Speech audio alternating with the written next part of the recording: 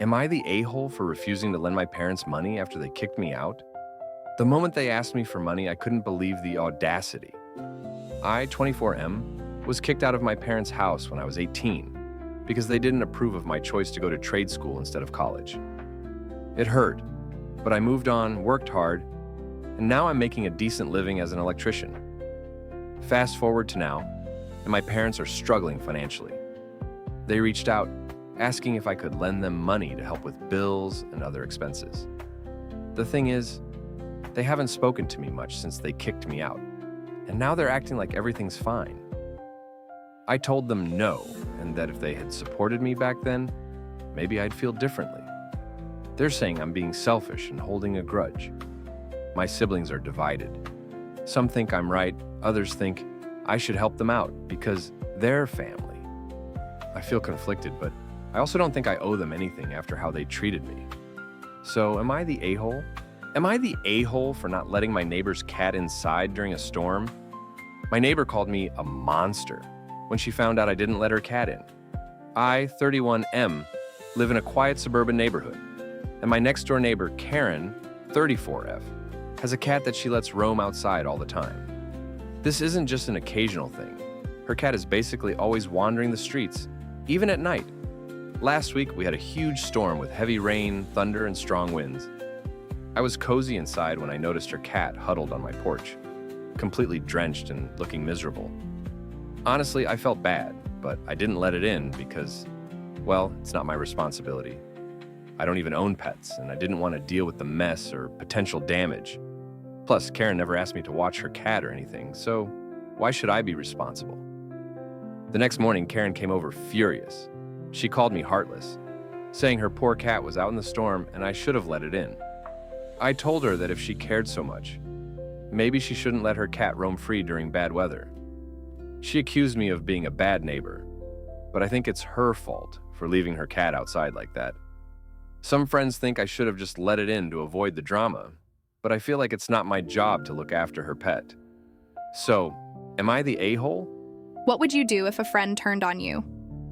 I had this friend, Alex, who I'd known since high school. We were close, hung out every weekend, shared everything. But as time went on, I noticed he started acting different. He was always borrowing money and making excuses not to pay it back. I brushed it off, thinking everyone has rough patches. Then one night, he asked if he could crash at my place, saying he'd been kicked out of his apartment. I agreed, wanting to help, but from the moment he arrived, things felt tense. He was quiet and kept avoiding eye contact, staying glued to his phone. Then, around 2 a.m., I woke up to the sound of my bedroom door creaking open. Groggy and confused, I saw Alex standing in the doorway, a strange look on his face. "Hey, you okay?" I asked, trying to keep calm. He mumbled something about needing to borrow something, then turned and went back to the living room. My heart was racing. I went over to check my bag. My wallet was missing. I confronted him, and he didn't deny it.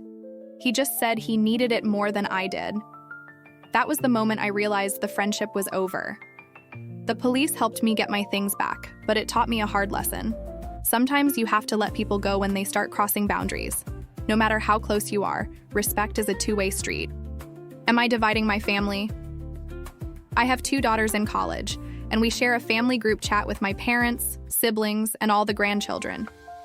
My family, proud Trump supporters, are never shy about their political views.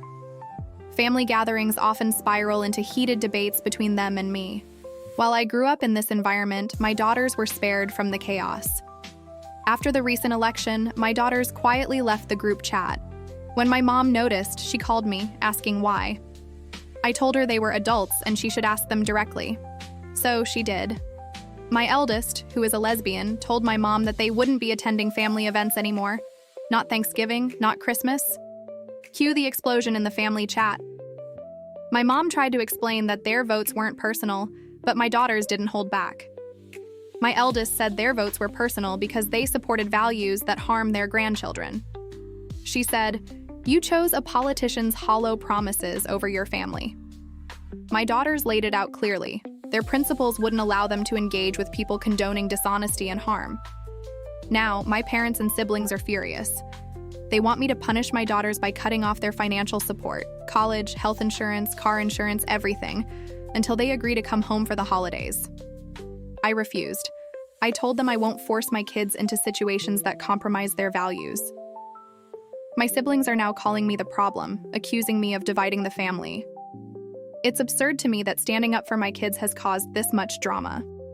So, Reddit, Aita for backing my daughters and refusing to side with my family, Aita for not tipping after overhearing what my waitress said about me. I, 30F, went to dinner last night with my mom, who was meeting my boyfriend's mom for the first time. We arrived 30 minutes early and were seated without issue, but it took 20 minutes for the waitress to approach us even though the restaurant wasn't busy. She didn't greet us, just asked for our drink orders, which she didn't write down. It took another 15 minutes to get our drinks, and they were wrong. My mom pointed out the mistake, and the waitress rolled her eyes and walked off. While heading to the bathroom, I overheard the waitress talking to some hostesses, complaining about having to serve a black table because they never tip well. My mom and I were the only black people in the restaurant. I interrupted to ask where the bathroom was, acting like I hadn't heard. When I returned, my boyfriend and his mom, who are white, had arrived. Suddenly, the waitress transformed. Jokes, attention to detail, and perfect service. At the end of the meal, I decided to treat everyone and pay the bill. When the waitress handed me the card machine, I keyed in 0% for a tip. As we left, she tapped my shoulder, asking if I'd made a mistake. I told her no, and added, "Since I'm a black woman, I don't tip well." Her face went pale, and I left. Later, my boyfriend's mom said I should have tipped her anyway to show character. My boyfriend and mom are on my side, but now I'm wondering, should I have thrown in a $2 tip to avoid the drama? My dad finally told me what scared him so much that day. Growing up, my weekends were all about fishing with my dad at our favorite lake. Those days felt magical, just us, nature, and our laughter. But one Saturday, everything changed. As we settled in by the water, I noticed my dad suddenly freeze, his face draining of color. "We need to pack up now," he said, his voice shaky. Confused, I asked, "But why?" He didn't explain, just hurriedly shoved our gear into the tackle box. A chill crept into my chest, and I sensed something was off. Once in the car, I pressed him for answers, but he only murmured, "I had a bad feeling." Over time, that memory faded, until one evening I brought it up again. "Dad, what happened that day?" His expression changed, and he gazed off into the distance. "I saw a man near the trees, just watching us. He had something in his hand that looked like a weapon. I didn't want to scare you, but every instinct told me to leave. I just wanted you safe." My heart raced. My dad, always my protector, had faced a moment of real fear. He finished with, "Sometimes you have to trust your instincts, even if you can't explain why." That day taught me to listen to my gut feelings. Even when things seem fine, it's essential to stay aware. Fear isn't always visible. It's that nagging feeling urging you to be cautious. In that moment, I learned that even the strongest people can feel vulnerable, and it's those instincts that keep us safe from the unknown. I told me grandpa that my parents charge me rent. My parents have been charging me rent since I was 16, not so much $300 a month, but I basically considered my room to be completely mine. After that, I kept it tidy because I like it that way. I bought food for myself, and I ate when I wanted. They tried to say I was separating myself from the family, but I saw it more as having my own schedule this year for spring break. I went down to Mexico with friends. My parents were upset because they were hosting a big Easter family get-together when I got back. They said I was behaving badly by not being around for a family gathering. They said I was grounded, and I laughed and said good luck with that. My grandfather came over to talk to me later. He said that I was rude to my parents when they were trying to be there for me. I asked him how much rent he charged my mom when she lived at home. He said it was ridiculous to think he would charge his kids rent. I told him that I had been paying rent for 4 years. He went into the house, and I heard a fight when he came out. He said that I need to treat my parents with more respect, but that since they are my landlords, they do not have a say over how I spend my time.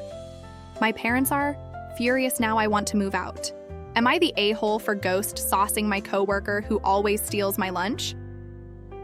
I have a coworker, Mike, 30M, who constantly steals people's food from the office fridge, including mine. I've caught him red-handed twice, but he always plays dumb or says, "Oh, I thought it was mine." HR has done nothing since there's no proof, and it's not worth escalating further.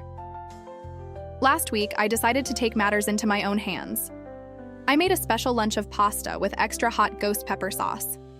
For context, I handle spice pretty well, but this stuff is lethal for the unprepared. I clearly labeled the container with my name and put it in the fridge.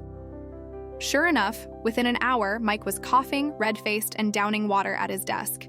He yelled at me, asking why I brought hazardous food to work and accused me of trying to hurt him. I calmly replied that it was my lunch, clearly labeled, and asked why he ate it if he knew it wasn't his. Now some coworkers are calling me petty and saying I overreacted while Mike was definitely joking, while others think Mike deserved it. HR sent out a generic email about fridge etiquette, but hasn't directly addressed him.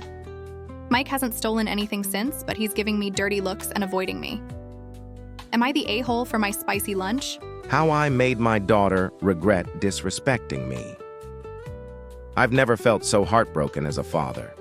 I raised my daughter alone after her mom left, giving up so much to make her life as good as possible. I thought she'd understand one day.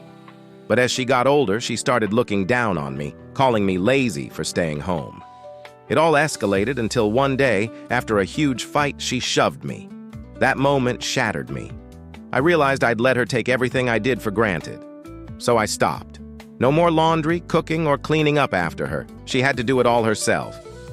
She grumbled, rolled her eyes, but I held my ground. Soon, she was coming home to an empty fridge, re-wearing clothes, and eating instant noodles every night. She even got embarrassed when her friends saw the mess at home. Finally, she asked, "Dad, why aren't you doing anything?" That's when I told her everything. How hard I worked to make her life comfortable, and how she'd taken it all for granted. For the first time, she apologized, genuinely. Since then, she's been helping around the house and showing me respect every day. Am I the a-hole for refusing to bail my friend out of jail after he hit his wife? I have been friends with Jake for over 10 years. Since day one, I've known Jake has a temper. He's the guy who gets way too angry at stupid things. Over the years, I've watched him explode on people, punch walls, and just completely lose it. I've tried to help. I've told him so many times that he needs therapy or anger management. His answer is, he doesn't need help, people just push his buttons. 2 years ago, he married Sarah, and she is the sweetest, kindest person ever. But honestly, I've been worried for her. I've seen him yell at her over the dumbest things, like not putting enough salt on his food or something equally unbelievable. Yesterday, a friend called me saying Jake had been arrested for hitting Sarah during an argument. Apparently, a neighbor heard the commotion and called the cops. Jake called me from jail, begging me to bail him out. I said no. He crossed a line, and I'm done. He flipped out, called me a fake friend, and said I was abandoning him in his darkest hour. Since then, his family has been blowing up my phone, saying I'm heartless and that everyone makes mistakes. Sarah actually reached out to me, thanking me for not enabling him. She told me she's planning to leave him for good, and I said I'd help her however I can. Now, I'm stuck in the middle. Some of our friends are saying I did the right thing by letting him face the consequences, but others think I should have bailed him out because that's what friends do. Honestly, I feel torn. This is someone I've known for so long, but I can't excuse what he did. Aita for refusing to bail him out. What's your best personal example of petty revenge? One, I once had a colleague I hated. He was very condescending and really arrogant. So I put an extra Bluetooth receiver in his computer for a computer mouse and kept the mouse in my drawer. I would just open my drawer and it would mess his shit right up. Kept it going for like 2 months. He was about to murder the world when I thought I better stop. 2. My wife is very picky about the mugs she has for different hot drinks. Tall mugs for coffee, wide mugs for tea, dainty cups for fruit teas. When she's being irritating and asks for a cuppa, she gets very plain, boring builder's mugs, and I delight at the mild irritation it brings. 3. When I was a kid, I got the Sabrina the Teenage Witch handbook. It was full of kiddie experimentens and stuff and was pretty fun. My older sister had upset or annoyed me about something, so I tried out one of the tricks from the book. You fill a cup with water and some corn kernels, put some tinfoil on top of the cup. The kernels eventually pop and it makes noise against the tinfoil. I put it under her bed. It takes a few days to work, so I completely forgot about it, until one night I woke up to my two sisters whispering. It had popped in the middle of the night and she thought there was a rat under her bed. What's the most shocking thing you've seen as a mental health worker? I've worked in acute and crisis mental health settings for most of my career, so I've seen my fair share of heavy situations. But one moment stands out vividly. A young person came in struggling with severe, ongoing suicidal ideation. They were going through an unbelievable amount of pain. I spent hours with them, de-escalating their crisis, trying to create a plan for moving forward that could offer them some relief and hope. Later, one of their parents arrived. With the young person's consent, I sat down to explain the situation to the parent and discuss ways they could support their child. I was midway through explaining some basic psychological tools, things that could really help their child, and the parent interrupted me with, "Is this going to take much longer? I have a show to go and watch." I was stunned. Here was a child in a deep mental health crisis, literally clinging to survival, and their parent couldn't even be bothered to listen long enough to figure out how to help them. It was one of the few times I felt genuine anger during a session. I've always believed in not judging my patients. I haven't walked their path, nor have I seen the world through their eyes. But the people around them, the ones who perpetuate suffering through sheer selfishness or ignorance, I won't lie, I judge them. What's your cringy, nice guy story? One of the most upsetting nice guy experiences I had was with someone who had been a close friend for years. I trusted him, confided in him about my struggles, and genuinely thought he was someone I could rely on. So when he told me my boyfriend had cheated on me, I was devastated. He was there, comforting me, and insisting I deserved better, all while subtly encouraging me to cut ties with my boyfriend. He even offered endless support and tried to hold my hand or put his arm around me, saying I shouldn't face this alone. But something didn't sit right. I couldn't just walk away without hearing my boyfriend's side, even if I was upset. When I confronted him, he was shocked and insisted nothing like that had ever happened. After a tense back and forth, I realized my friend had fabricated the whole thing. When I confronted my friend, he stumbled through excuses and eventually admitted he'd lied, hoping to protect me from my relationship and show me he was the one who truly cared. In that moment, I realized he'd only been pretending to be a friend, waiting for an opportunity to swoop in. It was cringy, infuriating, and disappointing. The trust I had in him was completely shattered, and I couldn't believe he'd go to such lengths, lying and manipulating me, just to get what he wanted. Am I the a-hole for refusing to let my sister stay with me after she got married and demanded I adjust my lifestyle for her husband?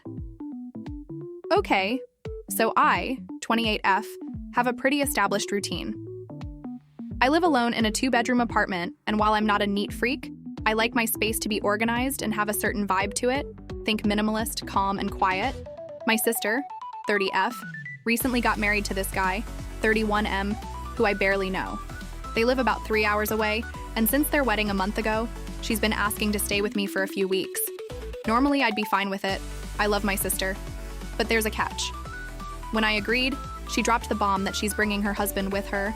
Apparently, he doesn't feel comfortable being alone for extended periods, so she wants me to adjust my lifestyle for them as a couple. This means rearranging my apartment for them, having quiet hours during the day because he works from home, and no longer playing music or hosting friends when they're around. Oh, and she suggested I stop using the guest room for my own hobbies, which is how I unwind after work.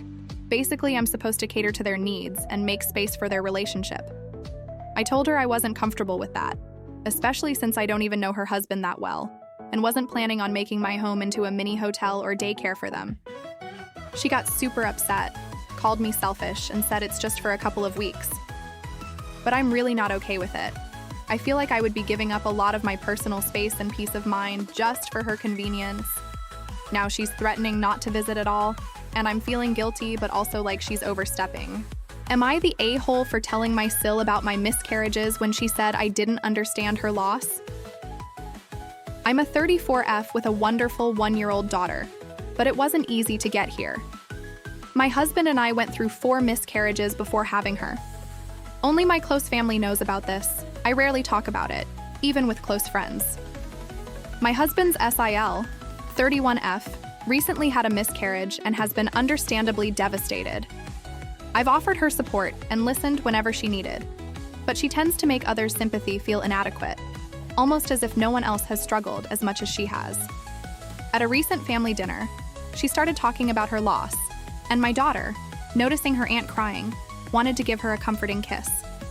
Seal, however, said no, quite harshly, leaving my daughter confused.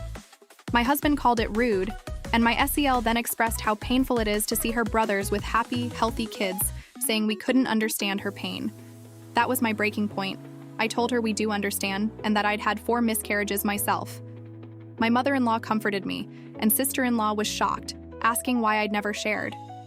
I explained that I tend to keep things private, and that I don't like to bring up my hardships as everyone has struggles of their own. Now, my SIL is upset, saying I was trying to compete with her grief, and made it about me when her pain is still fresh. My husband laughed it off, but I feel a bit guilty. Maybe it wasn't the right moment, but her comment really struck a nerve. Ita?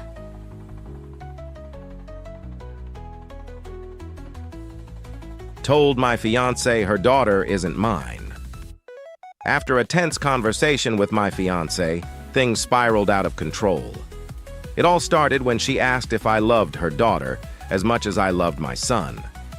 I told her honestly that I loved her daughter almost as much, but not the same way as my own child. She didn't take it well.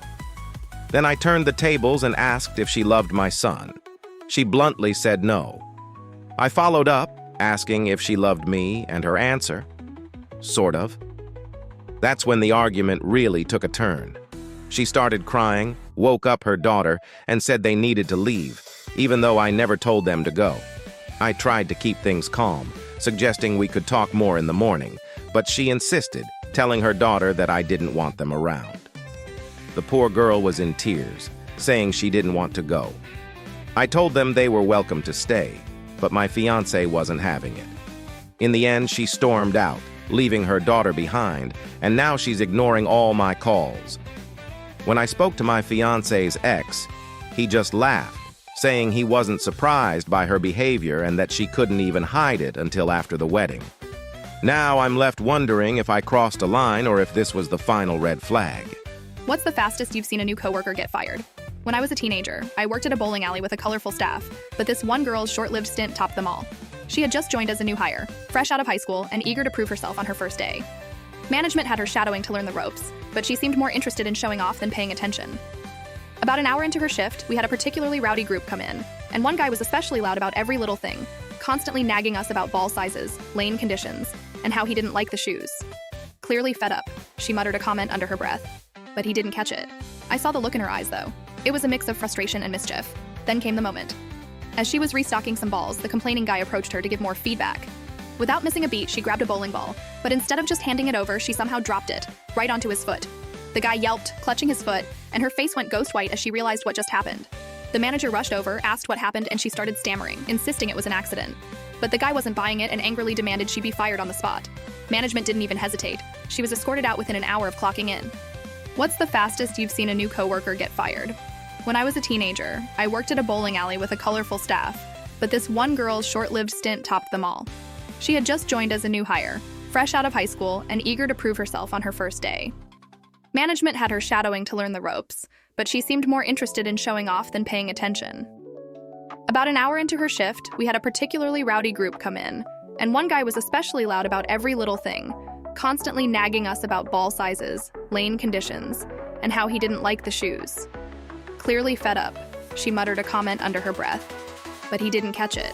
I saw the look in her eyes, though. It was a mix of frustration and mischief. Then came the moment. As she was restocking some balls, the complaining guy approached her to give more feedback.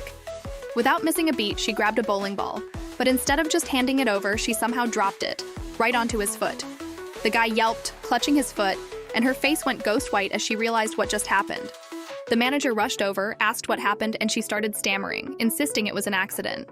But the guy wasn't buying it and angrily demanded she be fired on the spot. Management didn't even hesitate. She was escorted out within an hour of clocking in. What's the craziest crime you or somebody in your family has committed? My sister-in-law used to work at a ski hill, where one week a big promotion was happening. The company had these massive inflatables, the kind you see towering over car dealerships, but they were quirky mascots instead. For days, she watched them inflate and deflate these things, so she got pretty familiar with what they looked like, both blown up and all limp on the ground. One evening, as she's heading to her car after a long shift, she sees one of these deflated inflatables just lying there, right behind her car. Now, I should explain that my sister-in-law is not a thief. She's the last person you'd expect to take anything that doesn't belong to her. But in that moment, for whatever reason, she decided she had to have it. Without a second thought, she picks it up, stuffs this massive mascot into the back of her car, and drives home like it's the most normal thing ever. Fast forward a couple of weeks, and I go to visit her. She's pacing around her place, clearly stressed, and finally admits to me what she did. She tells me about how she snuck off with this huge inflatable and how she's been paranoid ever since, thinking someone's going to knock on her door demanding it back. She's practically begging me to take it off her hands, saying, "Just get it out of my house before someone finds out." So that's the story of how I ended up with a 2-story tall inflatable cow, all thanks to my sister-in-law's one impulsive act of crime. And yes, it's still in my garage, haunting us both every time I see it.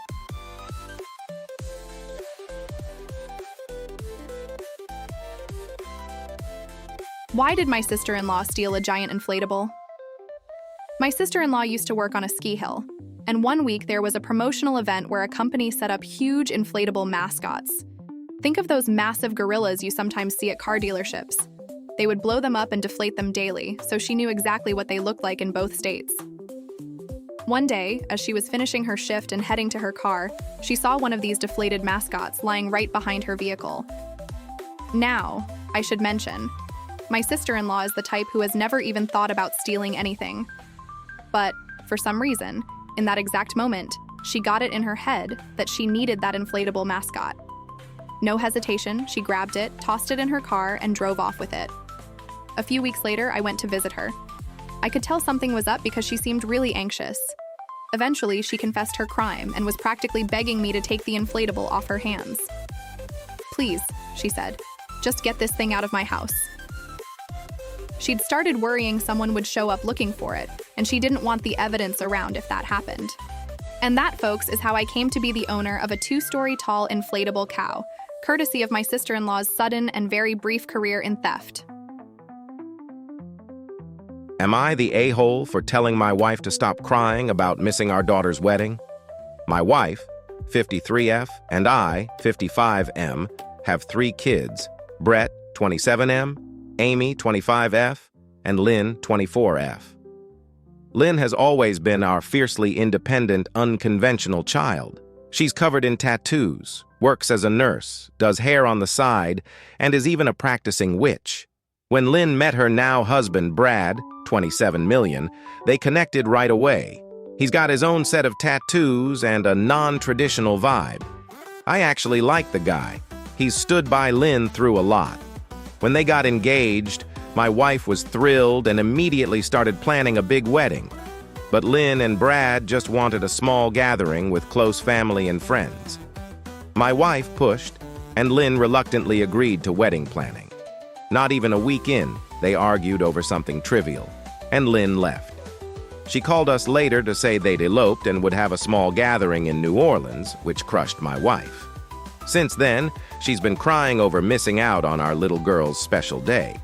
After weeks of this, I finally snapped and told her, "Lynn never wanted a big wedding, so why are you so surprised? Just wait for Brett or Amy's wedding. They'll want the traditional stuff." She got mad and hasn't really spoken to me since. Now I'm wondering, was I wrong to be so blunt, or should I apologize for not being more sensitive to her feelings? Am I the a-hole for leaving my husband who always put his friends and family first, even during my pregnancy? Evan has a close-knit friend group from high school that he's constantly with, to the point of putting them before our life together. We'd have plans, and he'd cancel last minute because they needed him for some urgent video game or random hangout. At first, I tried to ignore it, but over time, I felt like I was always playing second fiddle. Then there's his mom, who has never liked me. She told me I wasn't good enough for her son at our engagement party, and Evan just laughed it off. She's constantly undermined me, even causing drama at our wedding, yet Evan never defended me or set boundaries. The last straw came when I got pregnant. 6 months in, Evan sat me down, saying he wasn't sure he was ready for a baby and that I was putting too much pressure on him. He even told me he'd talked it over with his friends, who agreed he was just being honest. Then, last week, I had a minor health scare.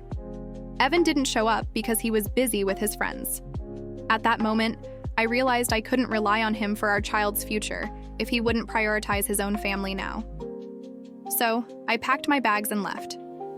I'm staying with a friend, and I've started divorce proceedings. It hurts, but I'm ready to build a better life for my child and me. Am I the a-hole for just saying okay? When my fiancé broke up with me, I, 28F, had been with my fiancé Alex, 34M, since 2020. We met at a party, hit it off, and eventually moved in together. Things were good until recently. He started acting weird and constantly nitpicking, but every time I asked what was wrong, he'd brush me off with, "It's nothing." Then last Monday, he texted me saying we needed to talk. When I got home, he told me he wanted to break up. He didn't hold back, unleashing a long rant. He resented that I didn't pursue a PhD like him, hated that I made more money at times, and disliked almost everything about our home, from the paint colors to our couch and even our crock pot. He even said he resented staying here instead of moving for a better PhD program, something I never even knew he was offered. After his rant, he looked at me, waiting for a reaction, and all I could say was, "Okay." That's when he really lost it. He accused me of proving his point, saying I was cold and dismissive. I just asked if he wanted to stay in the apartment while figuring out his next move, but he claimed I was holding it over him, so I left. Now he's sending mixed messages, ranging from robotic texts about splitting things to angry rants. I honestly don't even feel hurt anymore, just exhausted and confused. Am I the a-hole for just saying okay when he dropped all that on me? Am I the a-hole for calling the person who cut a slice of my daughter's birthday cake a worthless piece of shit? This weekend is my daughter's birthday, and she's been counting down the days. I had a beautiful custom-made cake done for her with her name on it, something really special. Since I had to pick it up on my way to work, I carefully placed it in the shared office fridge, planning to take it home right after work. I knew we'd had issues with people borrowing lunches, but I figured, who would mess with a kid's birthday cake? Well, apparently I was wrong. When I went to grab my lunch from the fridge, I noticed a chunk of the cake was missing. My heart dropped. It wasn't just any slice of cake, it was my daughter's birthday cake, with her name written on it. I couldn't believe someone could be that careless or disrespectful. I immediately started asking everyone who had touched the cake, but of course, no one owned up to it. No one saw anything either, and we don't have cameras in the break room, so there was no way to track down the culprit. Frustrated and honestly heartbroken, I blurted out that whoever took that slice of cake was a worthless piece of shit. I didn't care who heard. I was mad, and I felt like it was deserved. Unfortunately, my boss happened to walk in just in time to hear my outburst and didn't appreciate the language. He pulled me aside, telling me to keep things professional and that it was just a cake. But to me, it wasn't just a cake. It was a piece of my daughter's birthday, and someone's complete disregard for that just made me lose it. Now, I'm second-guessing myself. Should I have just let it go and taken the high road? Or am I justified in being angry? Can one bad day really change a lifetime of anger? A few years ago, my neighbor Dave was infamous in the neighborhood for his intense temper.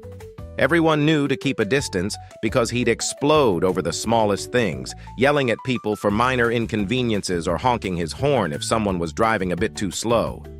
He seemed to thrive on confrontation, and no one dared to call him out, afraid his anger might turn physical. Then came the day everything changed. One afternoon, Dave was driving home when he had a run-in with another car at an intersection. In true Dave style, he laid on his horn, rolled down his window, and screamed at the other driver. But this time, he took it further. He got out, stomped up to their car and started banging on their windows, demanding they learn how to drive. But the people in the other car weren't intimidated. They stepped out, and it turned out there were two of them, both young and visibly fit. What happened next was intense. The argument escalated, and within moments, they started pushing back. Dave, used to others backing down, didn't expect the fight to turn physical, but it did. They overpowered him quickly, and within minutes, he was on the ground, unable to stand up. In the middle of the altercation, he suddenly clutched his chest, collapsing as he suffered a massive heart attack. The bystanders called an ambulance, and he was rushed to the hospital. It took months of recovery, but that incident changed him permanently. Now, he walks slowly, relying on a cane, and has just enough energy to make it to his mailbox and back. No one hears him yell anymore. He's barely the same person he once was. It was a hard lesson, but one that might have saved his life in the long run. Am I the a-hole for refusing to cook after my BF tried to critique my cooking with a literal PowerPoint presentation? So, this happened a few days ago, and I'm still trying to process it. For context, I, 2 to 8F, have been with my BF, 30M, for about 2 years. We live together, and I've always done most of the cooking because I genuinely enjoy it. And he claims he can't even boil water without setting off the smoke alarm. The other night, I made one of our favorite meals, and while we were eating, he got a weird smirk on his face. He then says, "You know, I've been taking notes." I laughed, thinking he was joking, but then he said, "No, really. I made a presentation." I still thought it was a joke until he got up, connected his laptop to the TV, and opened a PowerPoint titled, "Improving Our Home Dining Experience." I was in disbelief as he went slide by slide critiquing my dishes. Slide 1, too much garlic. Slide 2, pasta consistency. Slide 3, more salt, less sass. The kicker was slide 8, which was just a photo of Gordon Ramsay face-palming with the caption, "What he'd think." I was stunned. I told him if he had such detailed opinions, he should cook himself. He tried to backtrack, saying it was all in good fun and that he was just trying to help. But I wasn't laughing. I haven't cooked since, and now he's been living off cereal and takeout. He's sulking, saying I'm overreacting and ruining the joke. What's the most teenager thing you've ever done? When I was 16, I was obsessed with being cool and convinced I had to go to a big house party that everyone was talking about. The only problem? My parents were super strict and would never let me go. So I came up with a foolproof plan to stay over at my friend's house and study. They bought it, and I thought I was in the clear. The party was wild. People everywhere, music blasting, and way too much chaos for my sheltered self to handle. I was trying to look cool while sipping on a drink when suddenly my phone rang. It was my mom. Panic set in as I ducked into a quiet room to answer. Turns out my mom had driven by my friend's house to drop off a book I forgot and saw that the lights were off, no one home. She put 2 and 2 together fast. She told me to come home right now or else. I froze, trying to think of a way out, but there wasn't one. Defeated, I said goodbye to my friends and booked it home. When I got there, my mom just shook her head saying, "I was young once too, you know." Then she grounded me for 2 weeks. It was embarrassing and I felt ridiculous for trying to pull it off. But looking back, that was probably the most teenager thing I've ever done. Am I the a-hole for defending my son at my stepdaughter's birthday? I'm struggling here and starting to feel like I'm losing my mind. I've been married to my wife for 8 years, and generally we have a good relationship. She has 4 kids, 2 daughters, 2 sons, ages 11 to 16, from a previous relationship, and I have 1 son who's 10. Since we got together, I've tried to treat her kids as my own. Financially, it's a big load, but I'm happy to support the family.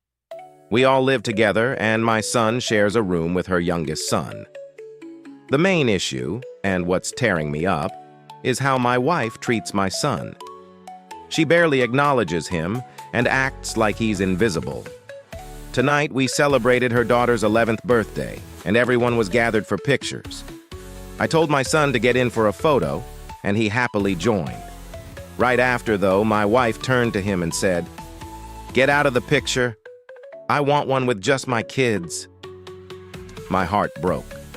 I told her we're supposed to be a blended family and that my son deserves to be treated as part of it.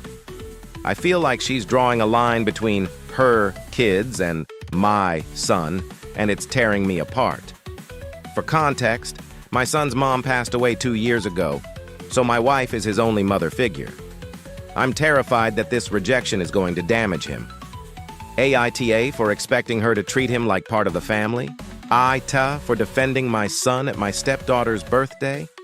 I'm struggling here and starting to feel like I'm losing my mind. I've been married to my wife for 8 years, and generally, we have a good relationship. She has 4 kids, 2 daughters, 2 sons, ages 11 to 16, from a previous relationship, and I have 1 son, who's 10. Since we got together, I've tried to treat her kids as my own. Financially, it's a big load, but I'm happy to support the family. We all live together, and my son shares a room with her youngest son. The main issue, and what's tearing me up, is how my wife treats my son. She barely acknowledges him and acts like he's invisible. Tonight, we celebrated her daughter's 11th birthday, and everyone was gathered for pictures. I told my son to get in for a photo, and he happily joined. Right after, though, my wife turned to him and said, "Get out of the picture. I want one with just my kids." My heart broke. I told her we're supposed to be a blended family, and that my son deserves to be treated as part of it. I feel like she's drawing a line between her kids and my son, and it's tearing me apart. For context, my son's mom passed away 2 years ago, so my wife is his only mother figure. I'm terrified that this rejection is going to damage him. AITA for expecting her to treat him like part of the family. How a scruffy guy won me over. My wife passed away giving birth to our daughter, and ever since, our bond has been incredibly strong. From a young age, she volunteered at children's hospitals, teaching ill kids how to play the piano and guitar. Along with her kindness, she had her mother's big blue eyes and radiant smile. When she brought home her boyfriend, a scruffy, unemployed guy trying to make it big with his band, I couldn't hide my disapproval. He seemed far from what I wanted for her, and I hoped their relationship wouldn't last. But a year later, she told me she was pregnant. I wasn't upset about becoming a grandfather. I just worried about how she'd handle an unplanned pregnancy. Shortly after, her boyfriend approached me with a bottle of whiskey asking to talk. I reluctantly agreed, expecting nothing impressive. To my surprise, he opened up about being scared but determined. He told me he had started saving money and looking for a job, and admitted he wasn't good enough for her, but was ready to support her and their child, even if it meant giving up his music dreams. That night, over drinks, I saw his true character, a sincere, loving man who adored my daughter. I realized I'd judged him unfairly. With newfound respect, I offered him a job at the hospital where I work and invited him to live with us. Today, I'm the proud grandfather of 2 amazing kids, and next weekend I'll watch my daughter marry the man I once doubted. Life has taught me that love and determination can change everything. What would you do if a stranger knocked at midnight? Around midnight, my wife and I heard a loud, frantic knock on our door. We weren't expecting anyone, and the uneasy feeling in my gut told me something wasn't right. We live in a quiet area, so any visitor at this hour was strange. I peeked through the window and saw a man, maybe in his 30s, pacing on our doorstep. He looked disheveled, glancing over his shoulder like he was being followed. Against my instincts, I cracked the door open, keeping the chain in place. "Do you need help?" I asked. Relief flashed across his face, and he mumbled about his car breaking down. He asked to come inside just for water, but his story felt off. He avoided eye contact, and his hands were fidgety. I offered to call a tow truck, but he got pushy, insisting he was too tired to wait outside. That's when I tried a trick I'd read online. I called out to my husband, pretending we had a big, strong family member home with us. Just hearing that seemed to make the man hesitate. He muttered something under his breath, glanced at the door, then backed away and disappeared down the street. The police later told us he matched the description of someone tricking people to get inside their homes. that night taught me to trust my gut, stay cautious, and never open the door to a stranger, even when they seem desperate. Am I the a-hole for pretending I didn't know my ex? I, 29F, was in a secret relationship with Shane, 27M, for 2 years. We lived together, shared everything, but nobody knew. I didn't push for more because I'd never been in a relationship and was happy to just have him around. Then one day I came home to find all his belongings gone. No note, no message. I tried calling, but he'd blocked me everywhere. Later, I found out through a friend that he was in a public relationship with someone else, a woman named Jess. I was hurt, but I accepted it and moved on. Fast forward a year, and I heard through the grapevine that Shane was supposed to marry Jess, but he caught her cheating. He's also been grieving his grandfather's recent passing. Last night, I bumped into him at the grocery store. He walked up acting casual and said, "Hey, how have you been?" I looked him in the eye and replied, "Sorry, do I know you?" and walked away. A mutual friend said I was cruel and that I should have been kinder given what he's been through. But this friend doesn't know about our hidden relationship, and I haven't told anyone because I'm embarrassed that I put up with so little from him. Part of me feels bad knowing he's grieving, but am I really the one in the wrong? Am I the a-hole for explaining what a gift is to my wife? Last year for my birthday, my wife gave me a present. I opened it up and it was a puzzle. I was told to put it together, which I did, and it had a vague London scene on it. Then I was told to flip the entire puzzle over and sound that the back of the puzzle had the word surprise written on it. I didn't really understand where this was going, but my wife then told me that she was taking me to see my favorite football team play in London. I was pretty blown away by this, so I asked when we were going. She told me she didn't know my schedule, so she hadn't booked anything. I asked her if she had talked to a travel agent, or if she had saved any money to do this. I'm the only one that works in our house. "No," she said. "I just figured you would book it." Here we are a year and a half later, and I have been unable to take time off. And I've also been unable to come up with expendable income to buy tickets for both of us to travel to England and attend the match from America, and provide childcare for our 5 kids while we watch a game. And every once in a while, she brings up the fact how disappointed she is that I have not appreciated her gift. I finally turned her and explained to her what a gift was, and how her giving me permission to do something that I want to do, but can't afford to do with the stipulation that I arrange all of the travel and expenses, was not an actual gift. Now she's offended and hurt that I don't appreciate the gift that she has given to me. Am I the a-hole? Am I the a-hole for letting my kids loot my brother's house? Last month, my brother and his family came to visit. My kids and I love setting up little Lego scenes around the house, fun Easter eggs like Iron Man fighting Darth Vader on a loot llama. My nephew thought they were cool enough to take a few home. When I asked my brother to bring them back, he brushed it off as kids being kids and promised to return them next time. So the next time we met for coffee, I reminded him. But once again, he forgot. So when my family went over for a BBQ, I told my kids that since their Legos hadn't been returned, anything in my brother's house was fair game. My kids went wild, taking remotes, electronics, even his beer mugs. I actually had to sneak the dog back into the house before we left.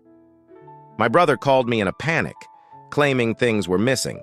I calmly told him I'd look into it, but that he'd get everything back next time, once I had our Lego. That evening, he showed up with all the Lego, plus some extras. I returned his stuff and made it clear this was how we'd handle things going forward.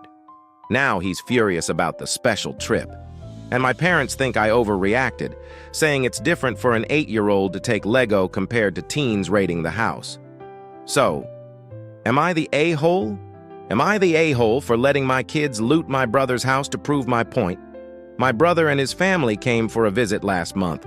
My kids and I play with Lego, and we have fun leaving little dioramas around my house.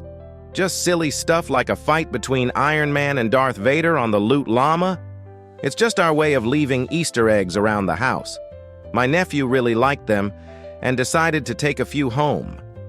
When we noticed they were missing, I asked my brother to bring them back. He said that it was just kids being kids, and that he would them back the next time we saw each other. I saw him for coffee, and I reminded him beforehand that I wanted all our stuff back. He forgot to bring the toys. Okay, game on.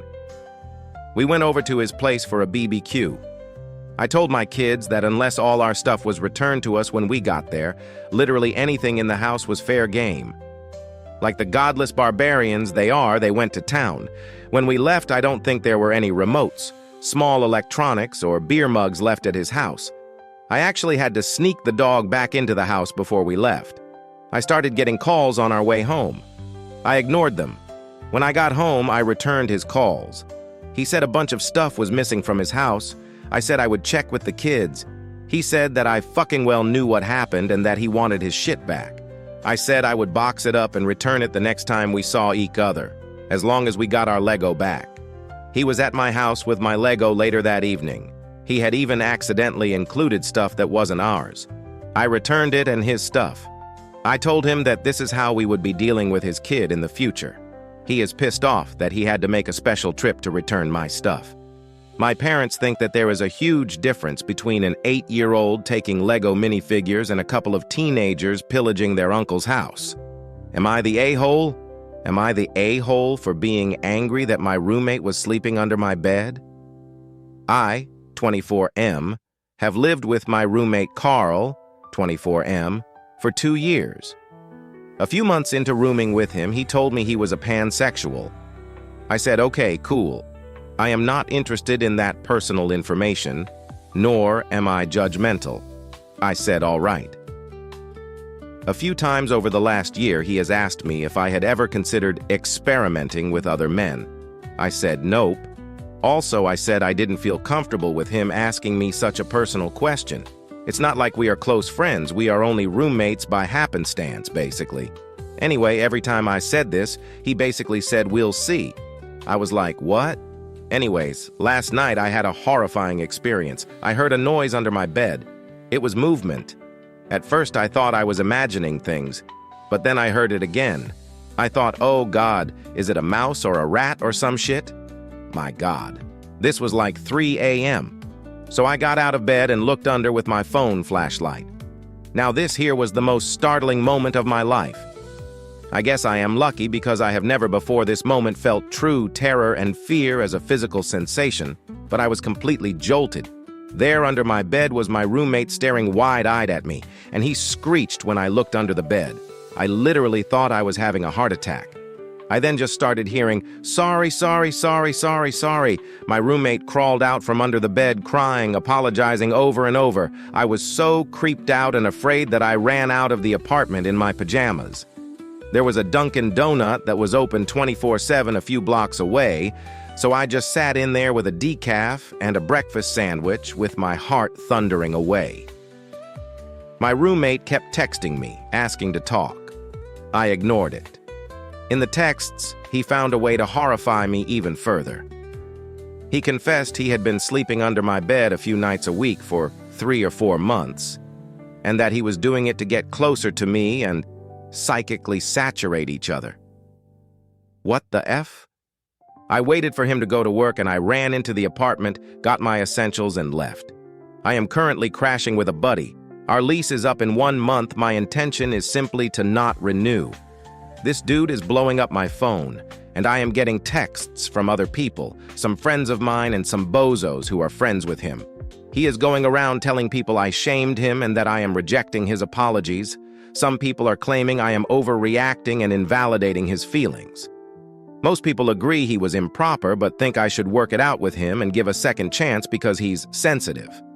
I feel like I am losing my mind, and I am seriously 20% convinced I am experiencing a long lucid dream of some sort and wondering if I am going to wake up or I am in a coma or something because this shit is so insane to me. Like, not really, but maybe really. I mean, what the f? Am I the a-hole for refusing to lend my car to my brother after his reckless accident? I thought setting boundaries with family was reasonable, until my brother's reaction shook me. I, 29 male, recently got a new car, which I saved up for years to buy. My younger brother, Ryan, 23, has a history of careless driving and totaled his last car just 2 months ago. Since then, he's been asking to borrow my car to get to work and go out with friends. I told him no, explaining I'm worried he'll damage it, but he keeps insisting, saying he learned his lesson.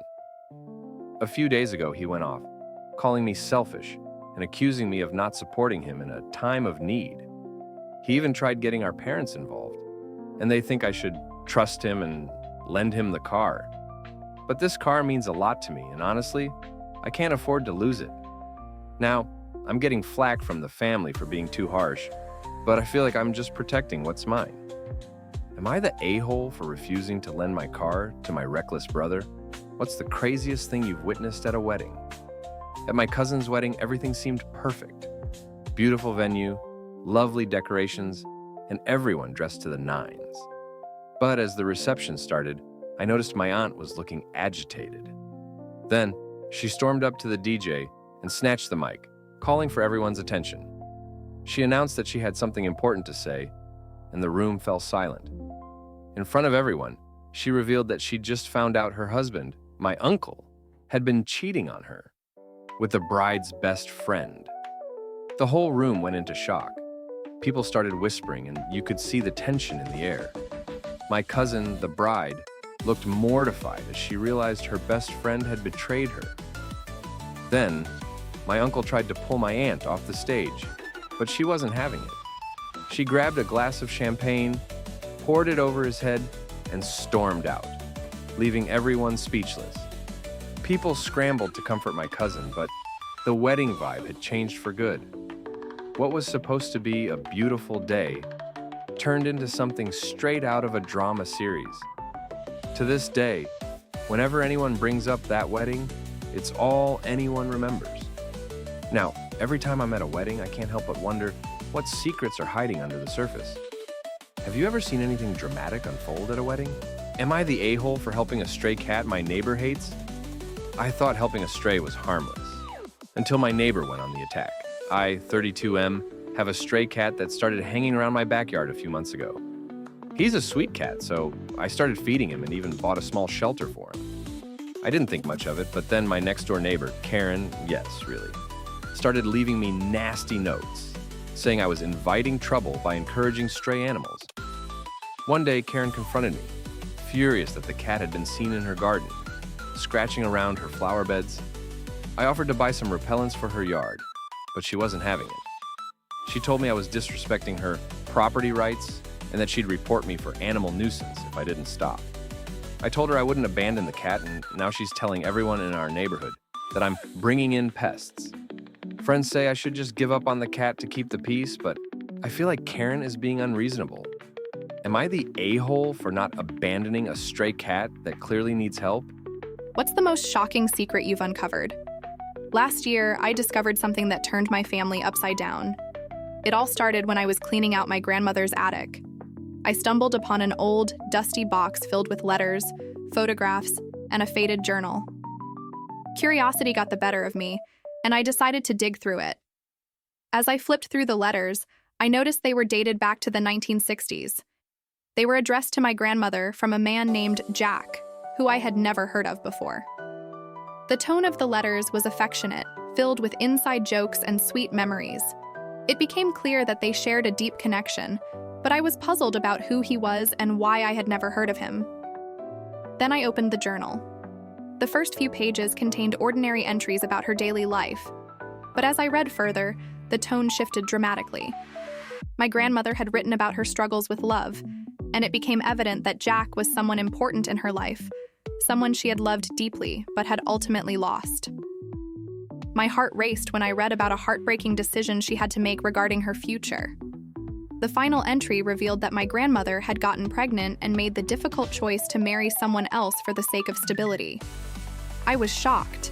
I had always known her as a strong, independent woman, but this revealed a whole new side to her. When I confronted her about it, she was silent for a moment before bursting into tears. She admitted it was a part of her life she had buried, a painful chapter she didn't want to revisit. We ended up talking for hours, and I realized that everyone has secrets that shape who they are. It brought us closer and opened up conversations about love, loss, and the choices we make. Have you ever uncovered a shocking family secret?